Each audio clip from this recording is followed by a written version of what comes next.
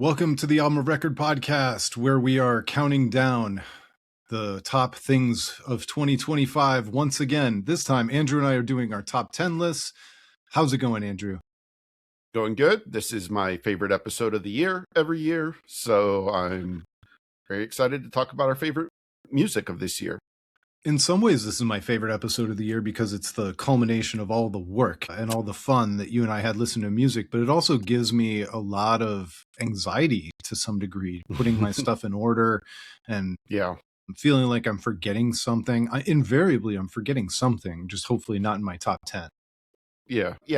This year was pretty stressful in terms of ordering. I feel like I have everything like generally in the top 10 that I want and in the top 5, but the ordering of my top 5 in particular was especially difficult this year.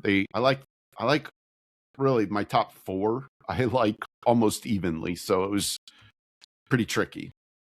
Well, this is one of those days where I think we should save all the conversation for once we unleash the lists. Let's not bury the lead today. Does that sound good? Sounds good. Let's do it. I'm going to click some buttons and share a sheet here for the people on YouTube. I sometimes forget to mention, if you're listening to the audio version, this would be a really good one to check out the YouTube.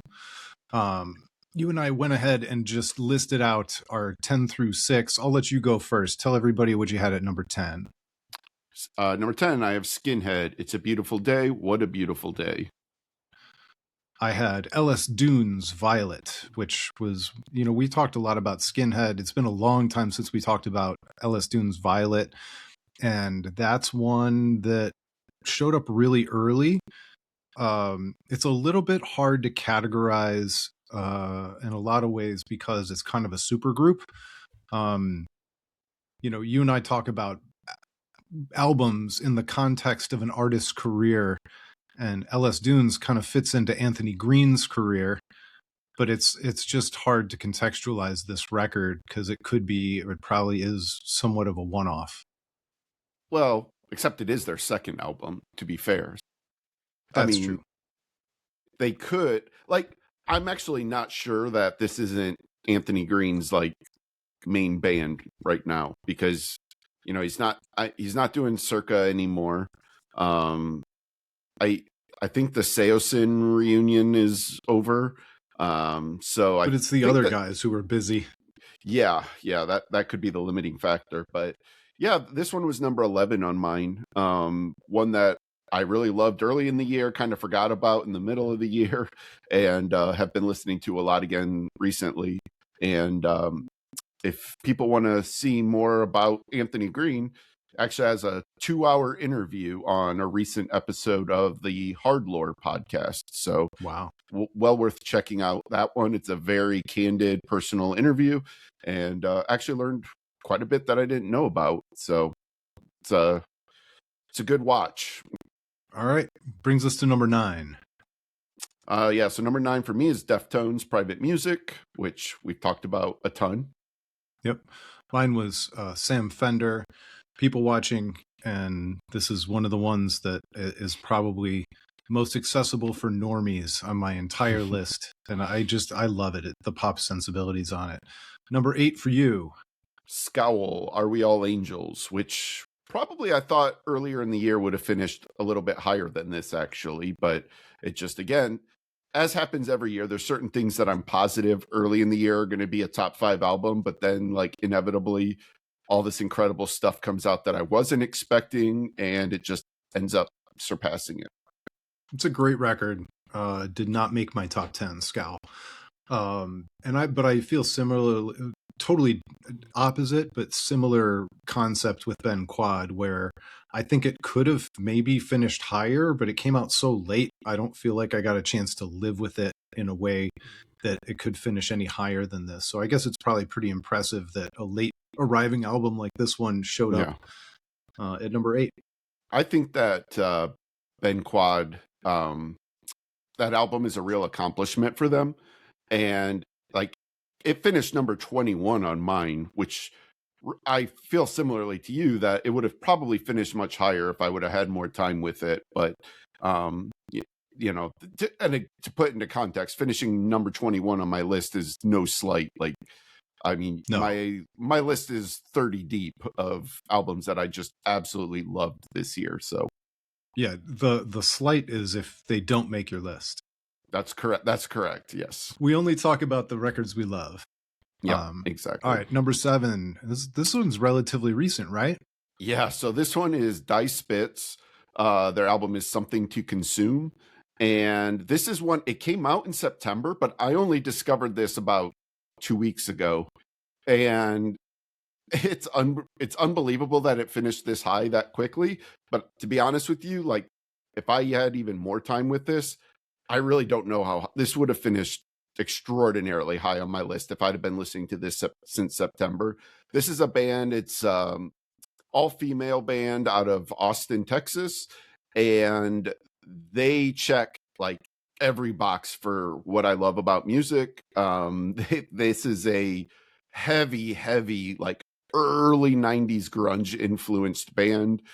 They cite like Mudhoney, Nirvana, Pixies, Hole as influences. And yeah, you hear all of those influences in this. They incredible musicianship. They just like these songs just like this is like when we grew up, this is what we called alternative music. And like if you just like rock music, like just riff after riff upon riff, and the heavy and quiet dynamics and just explosive guitar playing, like this is a band for you. I love this band.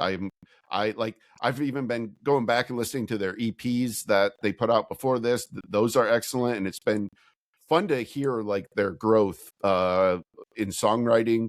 And a couple other things real quick about this one too. This album was produced by Will Yip.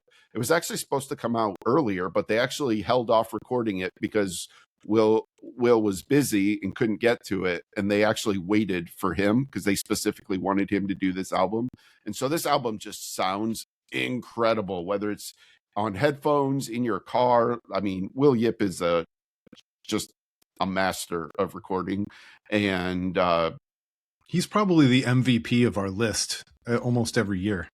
Yeah, I mean, he did one of my other top 5 albums this year. If you ever want to have some fun, I think he might have done the Ellis Dunes album too. I'm not sure. I know he's done a lot of stuff with Anthony Green. But if you want to, I was listening to an interview recently where I found out, or I remembered, that he did the Cara Cara record a couple years ago too. Yep. Like, go to his Wikipedia page and just look at his discography of albums he's produced and recorded, and it's unbelievable. So like, I think that was pretty cool. And like, I'm telling you, like, I'm not saying that Dice Spits is going to be as big as Turnstile, but there's a little something happening with this band. If you look at comments on YouTube videos, Reddit, you do any kind of deep dive on them, and they are building a hardcore audience the right way. And there's so many comments of people who discovered them opening for somebody else and said, they didn't know anything about them. We were just blown away by them opening and are huge fans now.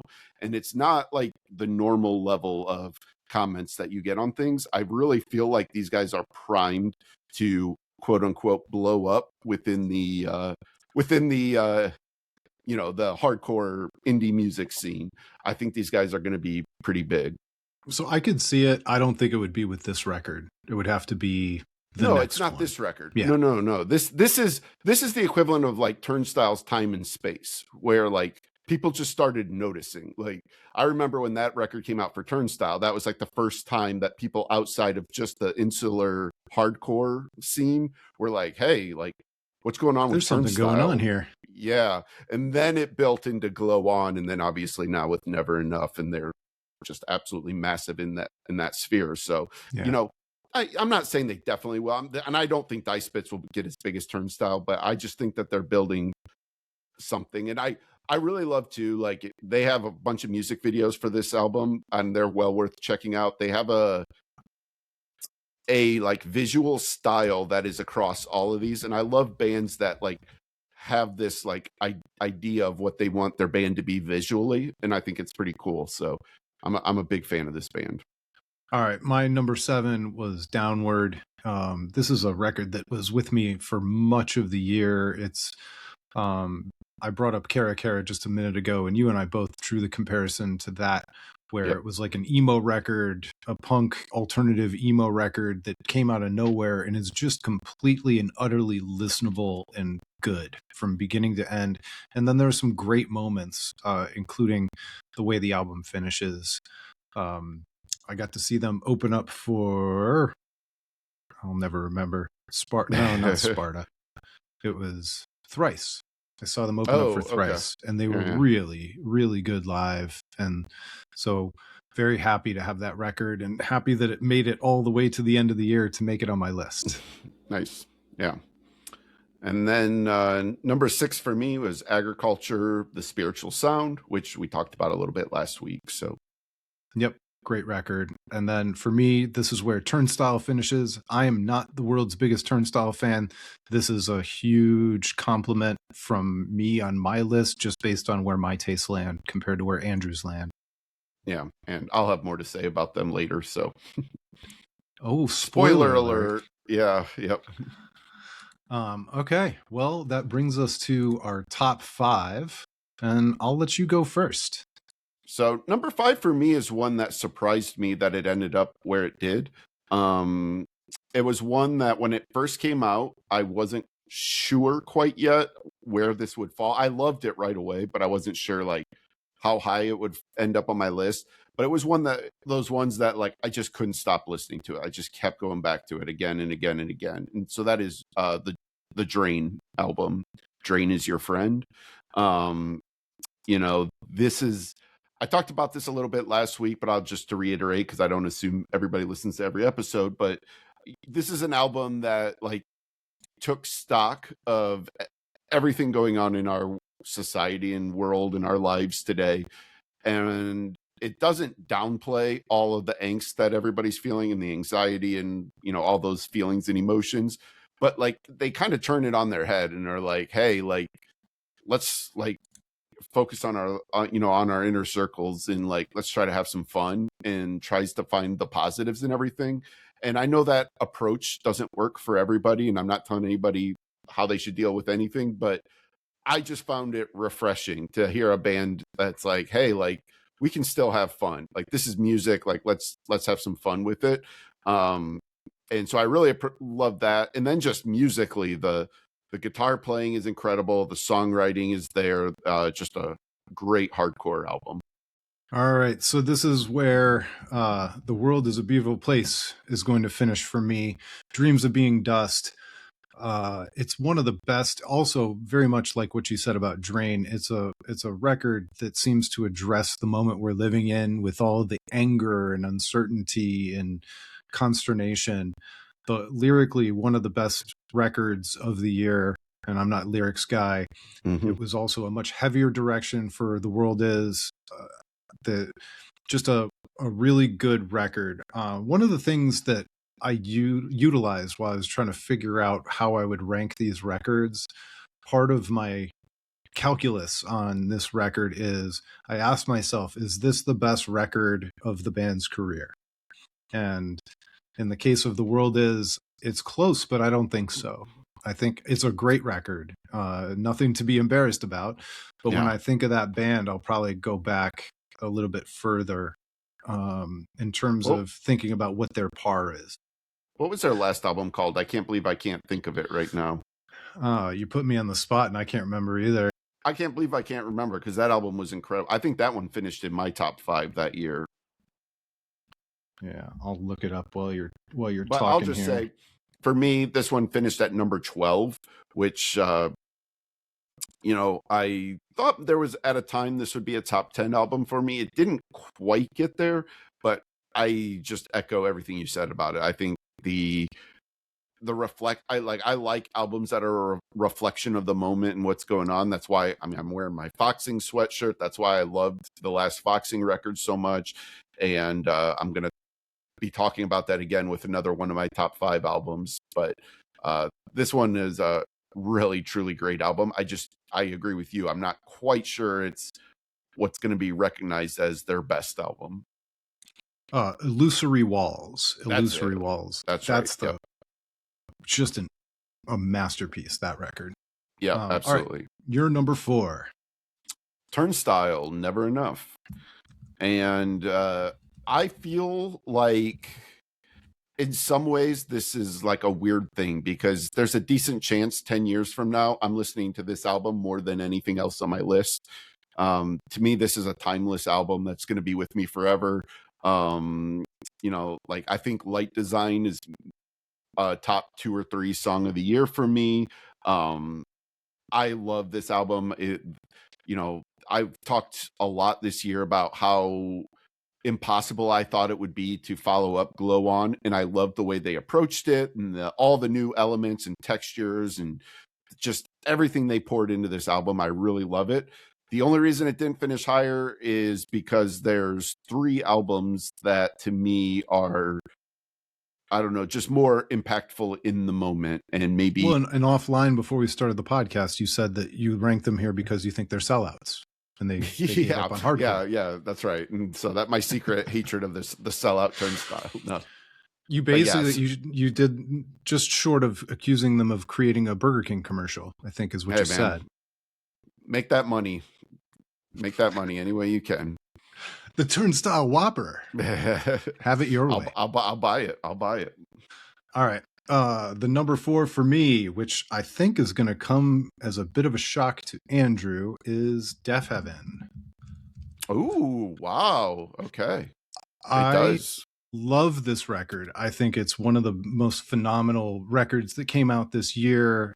The anticipation that I had for this record and the way that it delivered track by track by track the first time I listened to it, there probably wasn't a bigger peak for me listening to music this year than the unveiling of those tracks one by one by one. And I think that speaks to the gravity of this band and what they've done already. I think it's a phenomenal record. I don't know that it's the greatest record of their career. It's definitely a culmination of everything that they've done so far. And it's nothing to be embarrassed about. And certainly finishing at number 4 is no problem either. I really struggled, and I think it probably speaks more to the way I felt about the top 3 and where my head was personally this year listening to music. I really love that both of our number 4s are artists and albums that, we both like really love and feel like we almost have to apologize for putting them at number 4. It makes me feel bad. It's kind of funny how that worked out, because I feel the same way about Turnstile. Yeah, we killed our rock stars. Yep, exactly. By ranking them in our top 5. Anyway, go ahead. Yeah. Number 3 for me is Greet Death, Die in Love. So the second hardest debate for me was between Turnstile and Greet Death, 3 and 4. The first hardest for me was between my number 1 and number 2 albums. And I don't know how much more I need to say about Greet Death. I mean, I feel like this is one we've talked about every other episode since it came out. Like, this album is just an unbelievable accomplishment, masterpiece, whatever you want to call it. And it's just well deserving of the number 3 spot on my list. Yeah, it's not only one of the best records of the year, I think I can say that it's easily the best record of their career. I agree. If they never made another record, it would be okay. But I hope that this is another jumping off point for a band like this. Just unbelievable songwriting, unbelievable the way that the production came out. The production felt like another instrument on this record. Just absolutely loved it. All right. For number 3 for me, speaking of production as an instrument, Runner. Okay.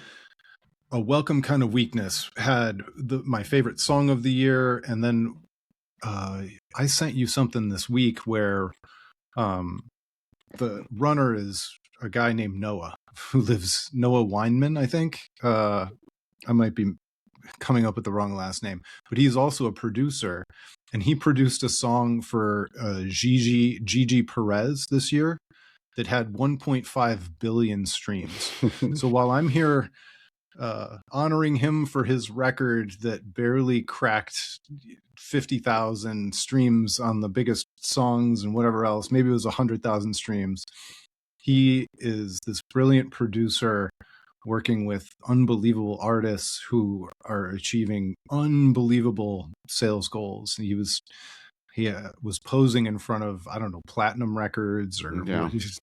whatever it was. Anyway, unbelievable. Yeah, that's that Runner record. Like, Runner does a lot of things that I don't like about music. Like, it's an artist I shouldn't like at all, but that album is really, really good. So yeah. And interestingly enough, that he scored that gig with Gigi Perez by describing himself as an organic producer. Yeah, which seems crazy to me, because I'm sure it wasn't truly organic, but yeah. Well, to me, maybe that it's a like style, even with digital recording. just makes me think that he's a farmer. Farm to Table Records. That's right. That's right. All right, number 2 for me, and I agonized over this one. This one was really hard for me to put number 2 because it just felt like, for me, this should have been number 1. It's Deaf Heaven, Lonely People with Power. You know, I think that a lot of this is probably contextual, which, again, this album is great on its own, but just, coming off of the fatigue I felt towards Infinite Granite, which, I'm not going to rehash all that here again right now. I like Infinite Granite a lot. I loved it at the time, but it was like I was yearning for like the Deaf Heaven that I truly love. Over time, Infinite Granite became a disappointment because it felt like we lost out on the things that Deaf Heaven does best. Correct. Yep. And I'll never be one of those people who says a band can't do the things that they want to do. I'm all for bands experimenting, do it. I'm glad they did it, this album, but like, I wanted to hear Deaf Heaven doing the things that I love about Deaf Heaven again. And so getting an album in which they did that while still even maintaining there's moments in this album that have elements of things they did on Infinite Granite. And I love that that's now just another texture or a flavor on that of things that Deaf Heaven can do. There's elements of every part of their career present on this album. And so for that reason, I really love this one. And I don't know if I like it more than Ordinary Corrupt Human Love, or even Sunbather for that matter. But I don't know.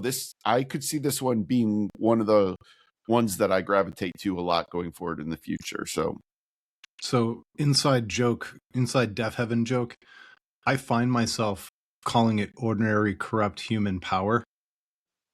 Just I'm like combining album titles now. Yeah. It's just so hard. It's so hard. Yep.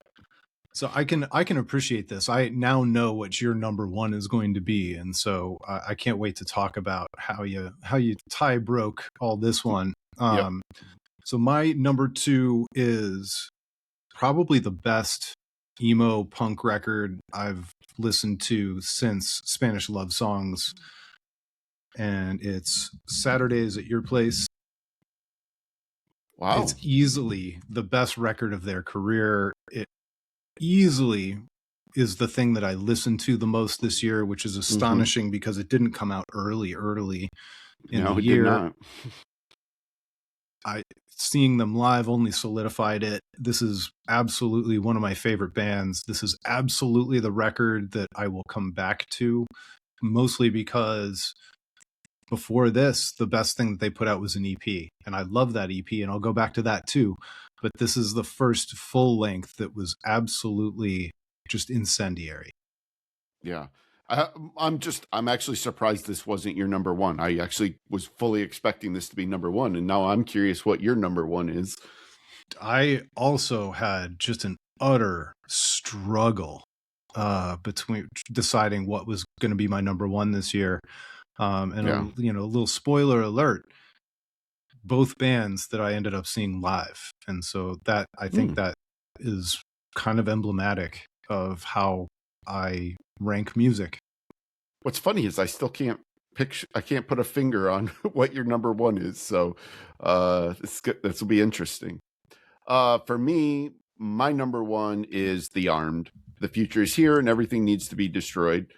Um, for me, you know, I've listened to both of these albums, this and that Deaf Heaven album, back to back to back to back, trying to decide which one I would put at number one.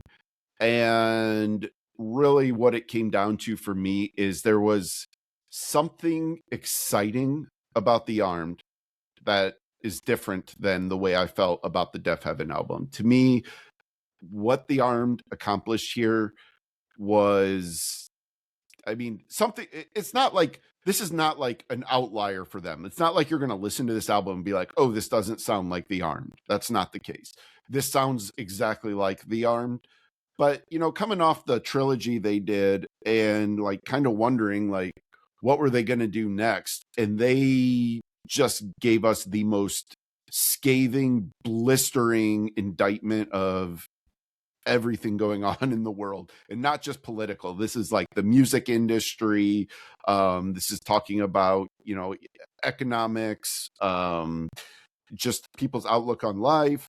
And the music on this is challenging in the way that I love. Like, you listen to this album the first time and you don't even begin to understand what's all happening. You have to listen to this one over and over, and you just keep understanding like what it is they're doing. And some of that is by design. The production is very intentional on how The Armed record. It's a lot of sound, very loud sound on top of sound on top of sound, and you have to really like decipher all these different parts to understand how these are all fitting together. And it just made me, And I don't by the know, way, it you and just, I talked about this at the time. The drums themselves are a choice. They're so trashy and yeah, nuclear and chaotic. Like yeah. they wanted, drums are supposed to hit you over the head. They somehow did more. Yes. And like, this album just has an energy to it. I don't know, like I said, I described it as an excitement, but like it's an energy, and you can like let out any anger and frustration you feel with it. But the thing I love about all of that though is like they still end it on like this like battle cry of like, throughout all of this, like, don't let them take away your passion, don't let them take away your desires, don't let them like, basically like, don't let them get you down, don't let the man beat you down. Like, you just have to persevere and get through. And I really appreciate them ending it on that note. um I love this whole album. This was one that was always like, does the thing that we love. It has an incredible beginning. Like, this album opens with its own battle cry and mantra calling for heathens and liars to repent. And then it ends with the second to last track, which is this very like beautiful slow song that has like saxophone in it. And then it ends with the most unhinged finale closing track that's like all over the place musically and sonically. And then it just all of a sudden focuses in right at the end, like I said, for that last battle cry. And as soon as this album's over, I'm always like ready to push play again on repeat. And I don't know, through like, I listened to a lot of things this year, and I think this album just moved me more than any of these other albums did. So that's why it's my number one. So I love that. I love this record. I think that it's one of the best records of the year. Ultimately, it did not make my top 10 because for me personally, I think I like Perfect Saviors better. And part of my decision-making process to leave it out of my top 10, because it was really hard to narrow down my top 10, was going back and listening to Perfect Saviors. And I told you, I leaned in on, is this the best record of their career, or is this the best record of their career for me, in my taste? Sure. And Perfect Saviors, I think I know I like even better than this record, no matter how much of an achievement. Even though I think this record might be more of an achievement, I think it talks more about my my more casual tastes. Yeah. Well, like if somebody was like, "Hey, I've heard about The Armed. Like, what album should I listen to?"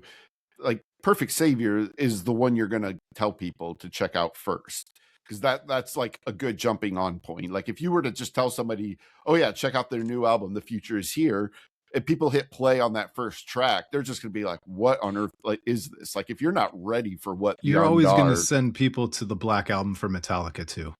right? You Is gotta it their like, best album? Is the Black Album Metallica's best album? No, but no, it's easily the best jumping off point.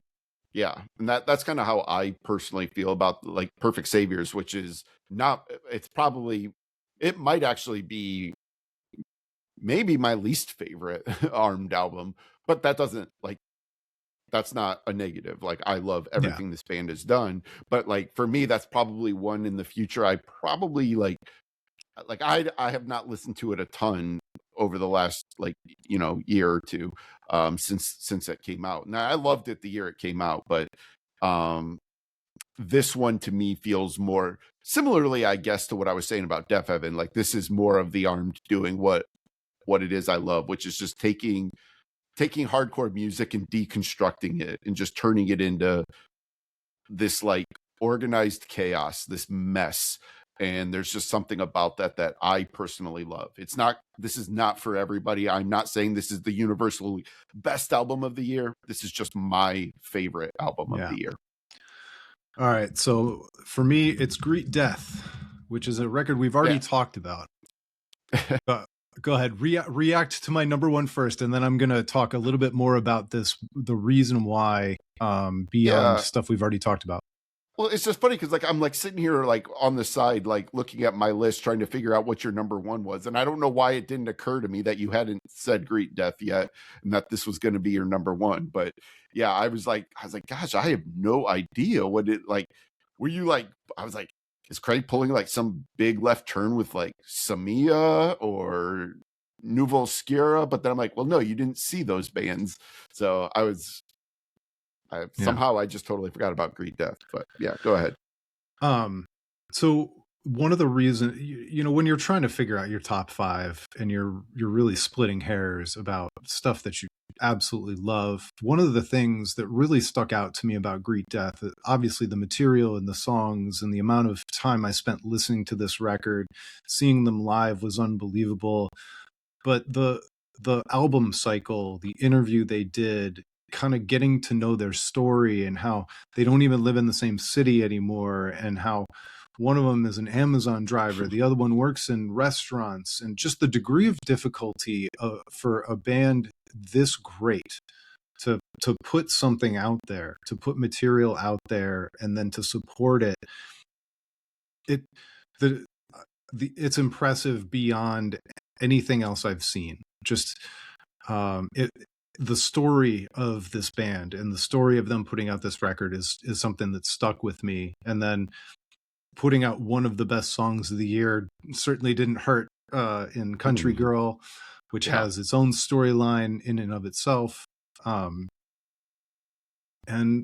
it just, at the end of it, I had to just go with the personal choice, and Greet Death is the record that I've kind of felt like 5, 6, 7 years from now, and I'm looking back, I'm going to go, yeah, that makes sense. I'm glad I did that.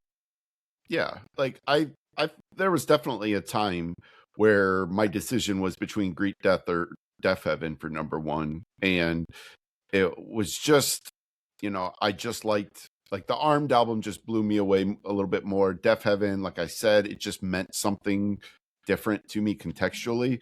But this Greet Death album, from a pure songwriting standpoint, is probably my favorite of those, like in terms of just the pure songwriting. It's an unbelievable accomplishment, just a great album beginning to end. There's nothing even remotely negative I can say about that album.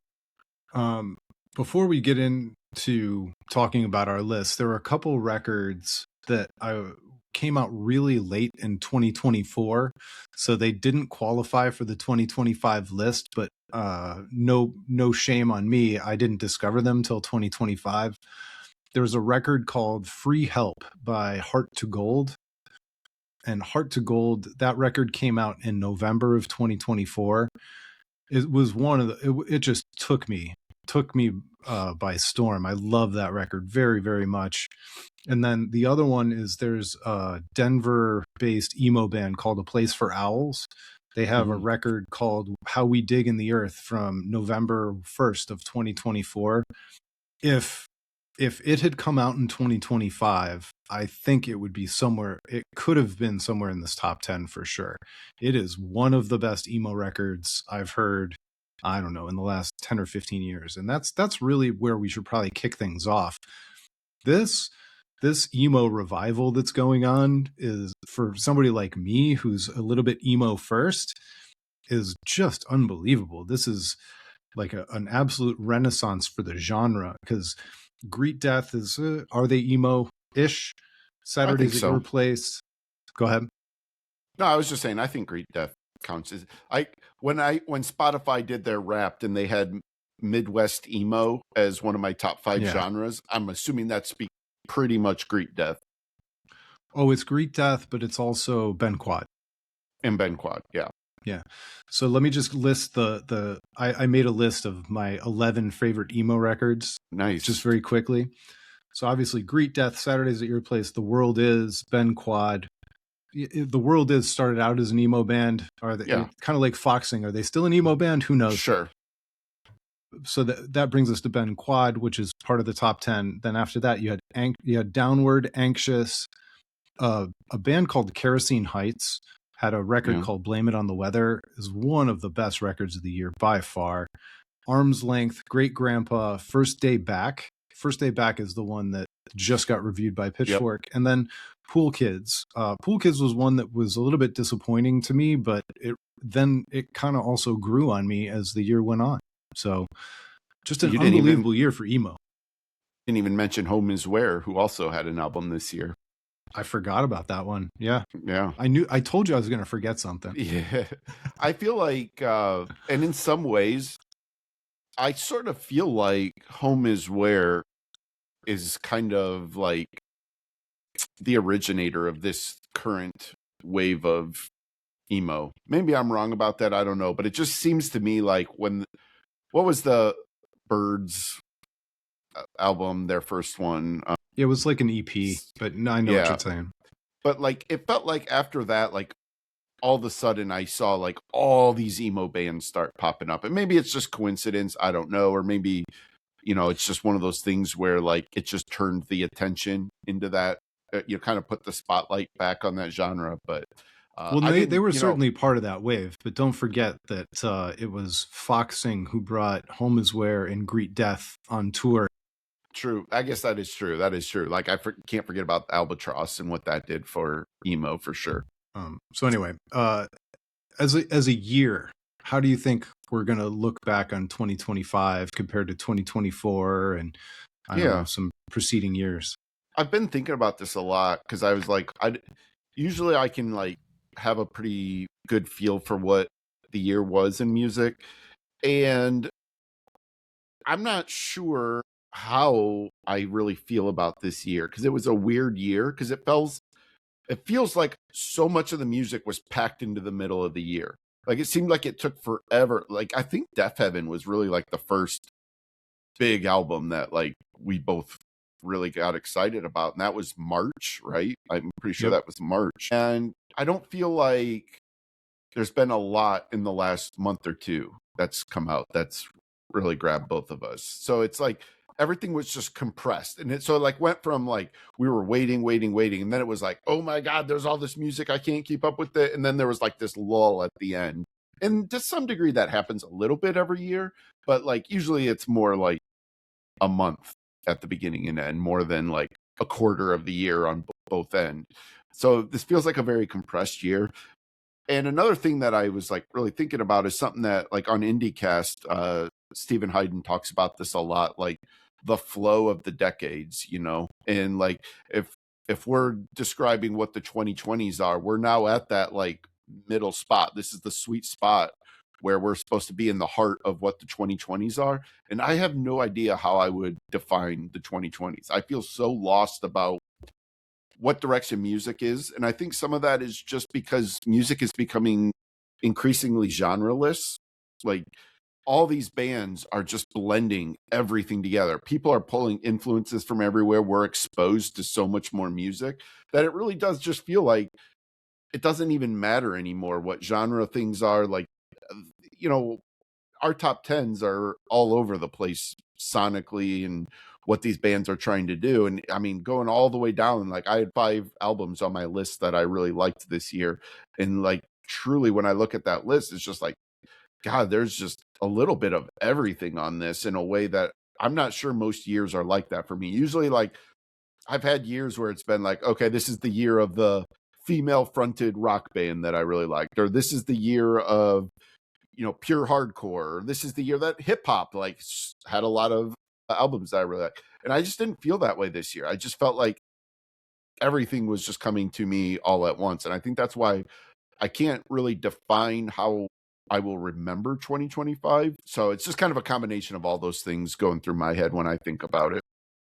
Yeah, the other thing that comes to mind is last year, for whatever reason, the stuff that you and I listened to felt like women were underrepresented. And even Yeah. though I feel that they're still underrepresented in our top 10, I felt like my overall list was way, way, way back. Mm-hmm. You know, there's a between Wet Leg, Samia, Scowl, Yep. For me, Great Grandpa. What was the other one you said? Die Spitz for me. Die Spitz. Yep. Nouvel Obscura. Yep. And then on top of that, Blonde Shell. I told you that record was a little bit disappointing, but then it came back. Same with Pool Kids. Mama. Another great record. Of all the ones that finished, it doesn't have to be your number 11 or your number 12, but out of all the ones that kind of finished lower on your list, are there any that you think will end up kind of defining the year for you, even though they weren't able to break into the top 5 when you were applying your critical lens? I really think there's 2 very different albums that came out fairly early in the year that I really felt like they carried a lot of weight for me for a good portion of the year that just didn't end up as high on the list. So those are for me are the Samia record that we were talking about, Bloodless, and then also the Psychedelic Porn Crumpets, a Carpe Diem Moon Man. I was a little surprised that one didn't make it into your top 10. Yeah, they were just both of those albums really carried me through a good portion of the early year. And I don't know, it's always hard to like, you just at a certain point you just have to be honest with yourself and be like, well, in this moment, where am I? And those albums just weren't quite there, but those were both in my top 15, so it's not like they were like in the 30s or anything like that. But yeah, I think I'll always remember those as being albums that really carried a good portion of the early year for me. I think for me it's going to be Agriculture. I think that's one that is probably going to grow as time goes on. And I think it's a record that will come to define that band in ways that it wasn't able to do for me in this compressed time period. Well, and that's part of their problem is that album came out right in the middle of just a flurry of things that both you and I were listening to. And I think it flew under the radar for both of us, really. Because even though it finished at number 6, like that's a crazy thing for me to say about an album that was number 6 for me, but it really did fly under the radar for a good portion of time after it came out. It was very, very much later in the year that I was like really going back to it and being like, my God, this album is just incredible. Yeah. All right. Well, is there anything else you want to say for the good of the order? I'm just curious, when you do yours, do you just rank your top 10 and then everything else is honorable mention, or do you rank yours past the top 10? So I ranked everything past the top 10, but I wouldn't want to be married to it. It's very loose. I don't take it as seriously back down at that level. So I'm curious then, how deep did your list go? How far down did you rank? I would say I was very serious up until the mid 20s, and then it just kind of fell off. Like and this might not actually work out if you were to challenge me on the numbers, but the ones that just fell outside of the top 10 were Anxious, Arm's Length, Samia, Scowl, Great Grandpa, Nouveau Lascura, First Day Back. Those are the kinds of ones. And then as impressed as I was with a band like Psychedelic Porn Crumpets, it just didn't stick with me. It was a lot of flash at the beginning, but I Yeah. never found myself wanting to go back again and again and again and again. But I think, with my predisposition that if I was able to see them live, it would be all over. They'd Oh be one man, of my favorite bands yeah. forever. Yeah, I would love to see those guys live. They have to be incredible live. Like They have to to be play unbelievable. the way they play, like you just know. Yeah. All right, man. Well, this was a year. Yeah, yeah. And I don't know, I'm guessing we probably won't record next week because I'm going to be traveling and with the holidays and stuff. So Well, I think there might be a bonus episode we record for 15 or 20 minutes after this one. So we okay, might cool. have something special for everybody. Perfect. So all right. Well, awesome. Thanks so much. Thanks so much for listening. Thanks so much for following along in 2025 with us on YouTube, on the podcast player, on the Substack, where a number of people have signed up this year. It's been really, really great. We love doing it. We're not making any money doing this. And so your feedback, your comments, that's what it's all about for us. So we want to thank you for checking out this episode and all the episodes from this year. We might have one or two more before 2025 closes. And if not, we'll talk to you in 2026. We'll do it all over again. So absolutely. All right. Talk to you next time. It's been the Album of Record podcast.